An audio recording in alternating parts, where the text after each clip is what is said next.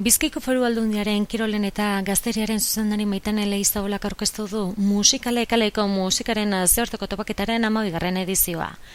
Arekin batera, Basauriko alkate Andoni Busquet, Erandioko alkate orde Itziarkoba eta Leioako kultura zinegotzi Jon Lazkano ere egon dira, iraiaren 14, 15, 16 Bizkaiko 3 udalerri horietan egingo den topaketa horren aurkezpenean. 2012an talde hauek hartuko dute parte kaleak polito girotuta egon daitezen.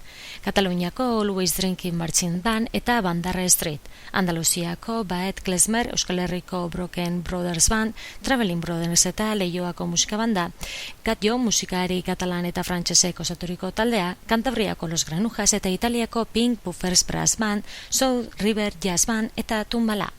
Kirolen eta gazteriaren zuzendariak azpimarratu du kalitate handikoak direla aurten parte hartuko duten taldeak, eta beste gozabieren nabarmendu ditu. Batetik topaketa honek kultura, artearen zein gizartaren arloan duen garrantzia, eta bestetik berau antolatzen parte hartu duten erakunde guztien arteko elkarlana.